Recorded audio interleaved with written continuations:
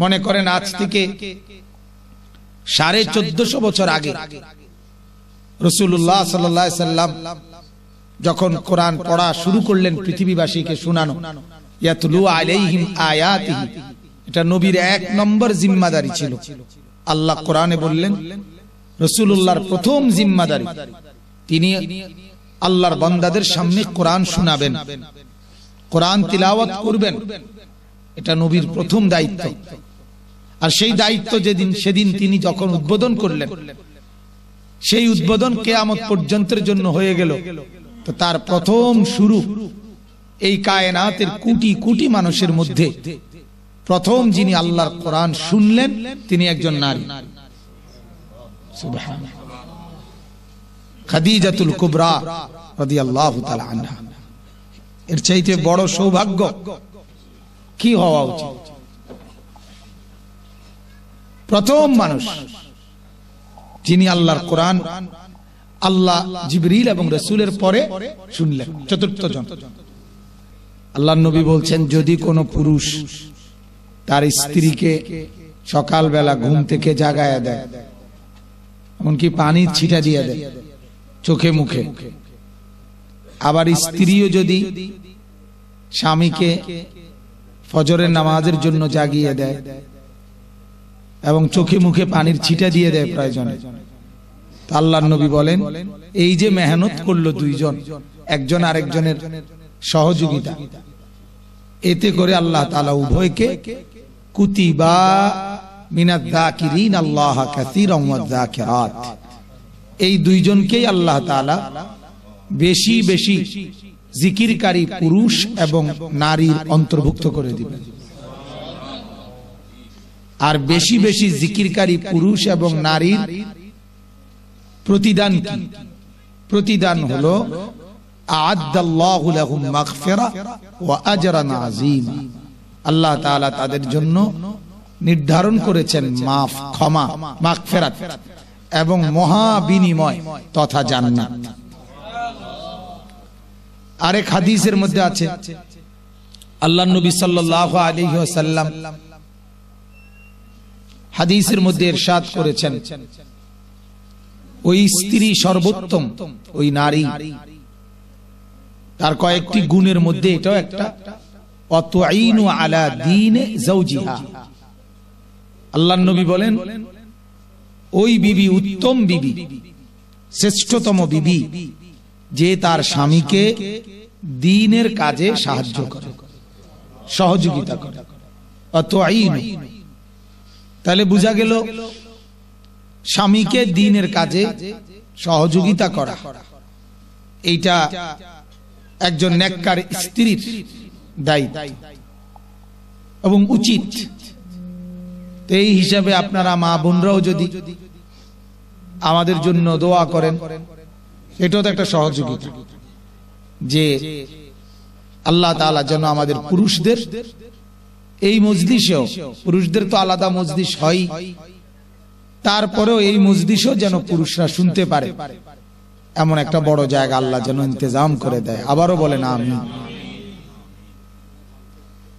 রাসূলুল্লাহ সাল্লাল্লাহু আলাইহি ওয়াসাল্লাম যেদিন প্রথম ওহী প্রাপ্ত হলেন, এক নারীর জীবনের সৌভাগ্য এটা। পৃথিবীর সমস্ত ঈমানদার নারীরা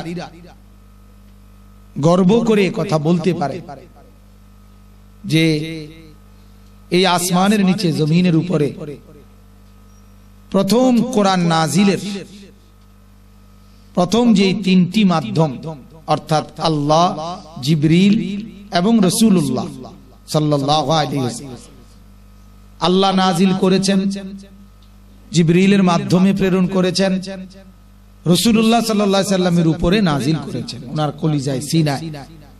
কিন্তু এরপরে গোটা পৃথিবীর এই কোটি কোটি মানুষের সামনে এবং কিয়ামত পর্যন্ত মানুষের সামনে এই কোরআন যখন পেশ করার টাইম হইল, কোরআন যখন প্রকাশ করা, উচ্চারণ করার সময় হলো, মনে করেন আজ থেকে 1450 বছর আগে রাসূলুল্লাহ সাল্লাল্লাহু আলাইহি সাল্লাম যখন কোরআন পড়া শুরু করলেন পৃথিবীবাসীকে শোনানো, ইয়াতলু আলাইহিম আয়াতিহি, এটা নবীর এক নম্বর জিম্মাদারি ছিল। আল্লাহ কোরআনে বললেন রাসূলুল্লাহর প্রথম জিম্মাদারি, তিনি আল্লাহর বান্দাদের সামনে কোরআন শোনাবেন, কোরআন তিলাওয়াত করবেন, এটা নবীর প্রথম দায়িত্ব। আর সেই দায়িত্ব সেদিন তিনি যখন উদ্বোধন করলেন, সেই উদ্বোধন কিয়ামত পর্যন্তের জন্য হয়ে গেল। তো তার প্রথম শুরু, এই কায়নাতের কোটি কোটি মানুষের মধ্যে প্রথম যিনি আল্লাহর কোরআন শুনলেন তিনি একজন নারী, সুবহানাল্লাহ, খাদিজাতুল কুবরা রাদিয়াল্লাহু তাআলা আনহা। এর চাইতে বড় সৌভাগ্য কি হওয়া উচিত? প্রথম মানুষ যিনি আল্লাহর কোরআন আল্লাহ জিবরিল এবং রাসূলের পরে শুনলেন, চতুর্থ জন।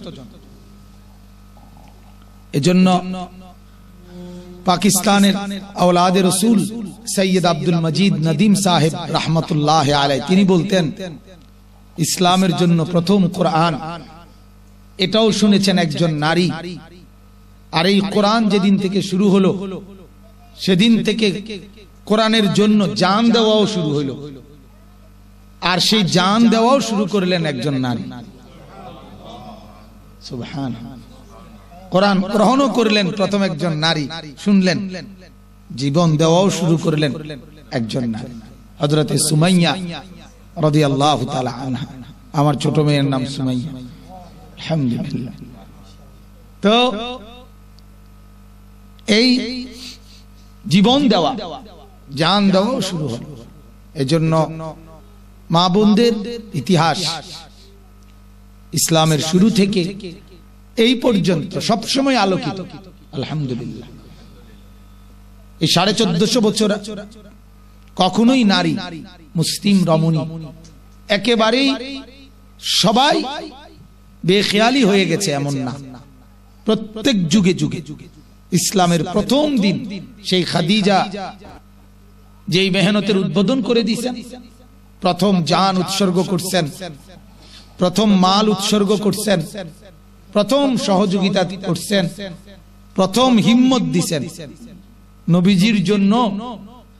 হযরতে খাদিজা রাদিয়াল্লাহু তাআলা আনহা ওহীর শুরুতে, পরবর্তীতে না সবাই ওনাকে চিনল, কিন্তু কোরআন নাজিল হওয়ার আগেই খাদিজা রাদিয়াল্লাহু তাআলা আনহা আল্লাহর নবীর ব্যাপারে যেদিন এসে বললেন প্রথম ওহীর কথা, সেদিনই এমন সহযোগিতা, সাহস এবং এমন মন্তব্য করছেন খাদিজা, যেটা পরবর্তী ইতিহাসে আর কেউ কোনোদিন এত সুন্দর কথা আল্লাহ রাসূলকে আর বলতে পারে নাই। কাল্লাহ আল্লাহি মা ইউখজিকাল্লাহু আবাদা। আল্লাহর নবী যখন বলছেন, খাদিজা আমাকে চাদরে ঢেকে দাও, আমার ভয় হচ্ছে আমি না জানি মরে যাই। ওই যে ওহীর ভারে হযরতে জিবরাইল আলাইহিস সালামের সাক্ষাতের পরে পুরো ঘটনা আল্লাহর নবী যখন খাদিজাকে বললেন, তখন খাদিজাই প্রথম বললেন, কারো পরামর্শ ছাড়া, সরাসরি নিজের বুদ্ধিমত্তা দিয়ে এক নারী বললেন, আল্লাহর কসম আমার বিশ্বাস আপনাকে আল্লাহ তাআলা বেইজ্জতি করবে না। ইন্নাকা লা তাসিলুর রাহিমা। কেন? আপনার মধ্যে এমন 5টি গুণ আছে, যেই 5টি গুণ কারো মধ্যে থাকলে ওই মানুষ লাঞ্ছিত হতে পারে না। এই 5টি গুণ এমন সিফাত যার কারণে মানুষ বেইজ্জতি হয় না, হতেই পারে না। এই গুণ, এই 5টি গুণ আছে, অথচ সেই লোকটা অপমানিত হবে। খাদিজা বললেন না, এটা হয় না। অথচ উনি তখনও কিন্তু দেখেন, কোরআন সুন্নাহ তো মাত্র শুরু হইতেছে, কিন্তু খাদিজার বুদ্ধিমত্তা, জ্ঞানের গভীরতা কি পরিমাণ ছিল, ও তখনই বলছে প্রথম দিন যে আপনার মধ্যে 5টি গুণ আছে নবী। এক নাম্বার হলো ইন্নাকা লা তাসিলুর রাহিমা, আপনি সর্বদাই আত্মীয় স্বজনের সম্পর্ক বজায় রাখেন, এটা আপনার সিফাত। 2 নাম্বার ওয়া তাহমিলুল কাল্লা, আপনি অপরের বোঝা, ভারী বোঝা যেটা সে নিজে বইতে পারে না, আপনি তার বোঝা নিজের কাঁধে তুলে নেন, অপরের বোঝা আপনি কাঁধে তুলে নেন। তিন নাম্বার ওয়াতাকসিবুল মাদুমা, নিরন্ন বঞ্চিত যার নিজের রোজগার করার সামর্থ্য নাই, আপনি নিজে উপার্জন করে তার ব্যবস্থা করে দেন। আপনার এই সিফাত। ওয়াতাকরিদ দাইফা, চার নাম্বার হলো আপনি সর্বদাই মেহমানদারি করেন। পাঁচ নাম্বার হলো আতুঈনু আলা নওয়াইবিল হক, প্রতিটি সত্য সঠিক যৌক্তিক বিপদে আপনি ওই বিপদগ্রস্তের পাশে এসে দাঁড়ান সহযোগিতার হাত দিয়ে। আর এমন পাঁচটি গুণ: আত্মীয়তার সম্পর্ক ঠিক রাখা, অসহায়ের বোঝা কাঁধে তুলে নেওয়া, বঞ্চিত মানুষের উপার্জনে অক্ষম ব্যক্তির জন্য উপার্জন করে দেওয়া, মেহমানদারি করা, সত্য এবং সঠিক কোনো বিপদে পড়লে সহযোগিতার হাত বাড়িয়ে দেওয়া, সহযোগিতা নিয়ে এগিয়ে যাওয়া। এই গুণ এমন গুণ, এই গুণগুলো থাকা অবস্থায় আল্লাহ কাউকে বেইজ্জতি করতে পারে না। তাহলে এই প্রথম ইসলামের ইতিহাসে প্রথম কোরআন শুনলেন এক নারী, প্রথম ইসলামের পক্ষে সহযোগিতার আশ্বাস শুনাইলেন খাদিজা, এক নারী। প্রথম নবীকে উৎসাহিত করলেন এক নারী, খাদিজা। এইভাবে বহু সিফাত খাদিজা। আল্লাহ তাআলা জিবরিলের মাধ্যমে খাদিজাকে সালাম পর্যন্ত প্রেরণ করেছেন। আল্লাহর নবী বলছেন, জিবরিল এসে বলছে, ইয়া রাসূলুল্লাহ, খাদিজাকে রব্বে করিম নিজে সালাম পেশ করেছেন। তো যত মা বোন এসেছেন, আমরা আপনাদেরকে সৌভাগ্যবান মনে করি এবং সমাজের আর 10টা মহিলার চাইতে আপনাদেরকে ব্যতিক্রম মনে করি। আল্লাহ তাআলা আপনাদের দিলের মধ্যে তলব দিয়েছেন, আগ্রহ দিয়েছেন, যার কারণে ছুটে ছুটে আসেন, দূর দূর থেকে আসেন। আল্লাহ তাআলা আপনাদের কদমে কদমে বরকত দান করেন। কুরআনুল কারীম আল্লাহ বলছেন, ওয়া নাকতুবু মা কদ্দামু ওয়া আথারাহু। আল্লাহ বলছে, বান্দা, আমি রব্বুল আলামিন তোমার নিজের কৃত আমল, এটাও আমি তোমার আমল নামার মধ্যে লিখি। আর ওই আমল করতে গিয়ে আসার পদচিহ্ন, তোমার যতগুলো কদম ব্যবহৃত হয়েছে ওইগুলো আমি আল্লাহ আমল নামার মধ্যে লিখে রাখি। নামাজের সওয়াবও ওঠে, আর মসজিদে আসছো যে কত কদমে, এটাও ওঠে। ঠিক এরকম আপনি নেক কাজে এখন আল্লাহর কথা শুনে সুবহানাল্লাহ আলহামদুলিল্লাহ বলতেছেন, মায়েরা, এগুলার নেকিও আসবে, শুনবার নেকিও আসবে। আর যে কদম ব্যবহার করে আসলেন, আল্লাহ তাআলা ওই কদমের নেকিও দান করেন। আমার একটা চিন্তা আসছিল একবার, যে আল্লাহ তো বলল কদমের নেকি, এগুলো হিসাব করবে, মানে কত কদম ব্যবহার হলো। এখন মনে করেন আমরা তো গাড়ি দিয়ে, আমার নিজস্ব চিন্তা আর কি, আমরা যে গাড়ি দিয়ে আসি, আর আমরা তো গাড়ির মধ্যে আর কদম কি হয় না, ব্যবহার হয় না, এটা গাড়ির চাক্কা, কি বলেন? এখন এটার কি ব্যাখ্যা হইতে পারে, এখানে হিসাব হবে কিভাবে? তখন আমার মনে আবার আসছে এটা, যে আল্লাহ তাআলা যদি বিধান দিছে যখন কসরের, মুসাফিরের বিধান, সেটা যেই জমানার 48 মাইল সফর করা বহুতই কঠিন ছিল, মরুভূমির সেই জীবন, কিন্তু এরপরেও এখন আজকের এই অত্যাধুনিক প্রযুক্তির যুগে 6000 মাইল সফর করাও সহজ। এখান থেকে সৌদি আরব যাওয়া বিমানে, ফ্লাইটে 6 ঘন্টার বিষয়, এতে তেমন কোনো ক্লান্তি হয় না। কিন্তু বিষয়টা হইল, আল্লাহ তাআলা, রাসূলুল্লাহ সাল্লাল্লাহু আলাইহি সাল্লাম, ইসলাম, উলামায়ে কেরাম, ফুকাহায়ে কেরাম, কেউ তো এই যান্ত্রিক সুবিধার কারণেও মুসাফিরের হুকুম বাদ দেয় নাই। কথা বলেন না, বাদ দিছিনি? নাইলে হিসাবে তো এসি ওয়ালা প্রাইভেট কার আপনার আবার কি 2 রাকাত, আপনি তো 8-10 রাকাত পড়া দরকার, ঠিক না? আপনার কি সমস্যা? আপনি তো গায়েও লাগছে, আমার আম্মা আমারে, আমি একবার বলছিলাম মা আমার তো অনেক কষ্ট হয়, তো মা একদিন হাসতে হাসতে বলতেছে কষ্ট কি, আরামের গাড়িত বসস, গাড়িতে উঠতে আবার সোফাত বয়স, ওয়াজ করে আবার নাইমা গাড়িত বয়স, কষ্ট কি আবার।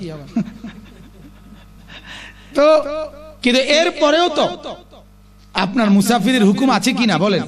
আছে। তাহলে বোঝা গেল আল্লাহ তাআলা তার হুকুম, মা ইউবাদদালুল কাউলু লাদাইয়া, আল্লাহ তার হুকুম কথা বদলায় না।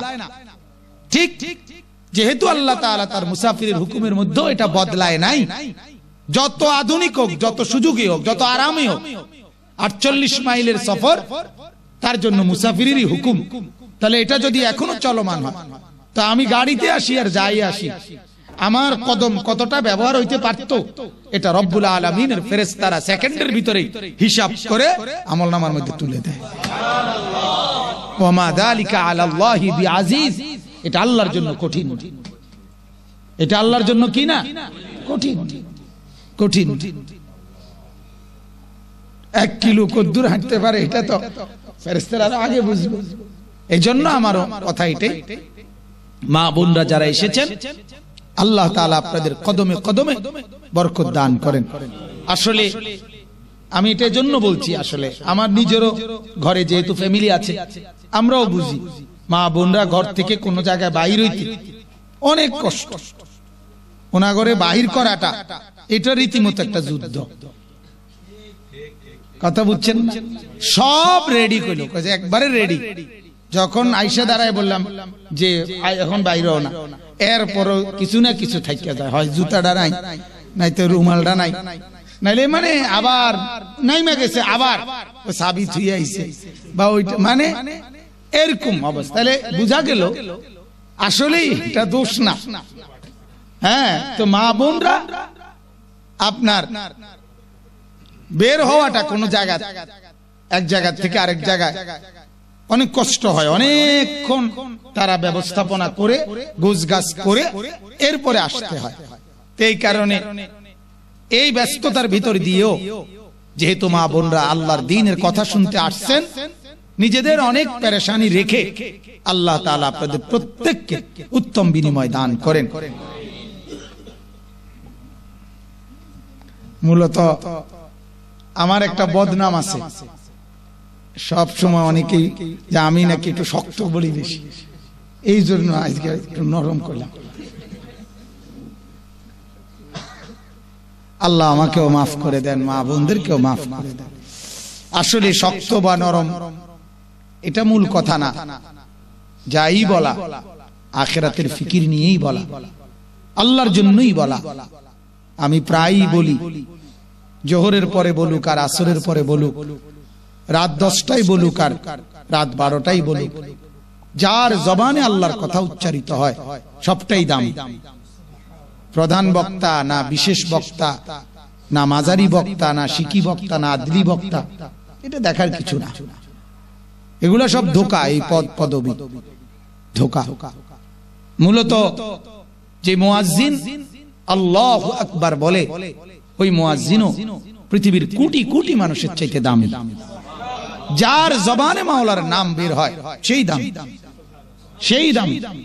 অতএব আসর জোহর নিয়ে কোনো কথা না। আমি এই জন্য স্পষ্ট বলি যে এই প্রধান বক্তা, বিশেষ বক্তা, প্রধান আকর্ষণ, এগুলো কোনো কথাই না। সমস্ত উলামায়ে কেরাম সব হচ্ছে আখিরাতের ফেরিওয়ালা, আখিরাতের ফেরিওয়ালা, সব এক কথার ফেরিওয়ালা, যে আল্লাহর বান্দারা আখিরাত বানাও, আখিরাত বানাও, আখিরাত বানাও। ঘুরে ফিরে একই কথা। আল্লাহ বুঝার তৌফিক দান করেন। আমি কোরআনুল কারীমের গত মজলিসেই বলেছিলাম, কোরআনুল কারীমের সূরা নিসা মা বোনদের জন্য 3টি সূরা কোরআনুল কারীমের মা বোনদের জন্য খুব বেশি গুরুত্বপূর্ণ। সব সূরাই দামি, সব আয়াতই দামি কোরআন, কিন্তু মা বোনদের জন্য বেশি মাসাইল, বর্ণনা, আলোচনা, বিধিবিধান 3টা সূরার মধ্যে বেশি। একটা হলো সূরা নিসা, আরেকটা হলো সূরা নূর, আরেকটা হলো সূরা আহজাব। এই 3 সূরা। তো প্রথম এই সূরা নিসার থেকে আল্লাহ পাকের রহম আর করমে ভরসা করে আমরা তরজমা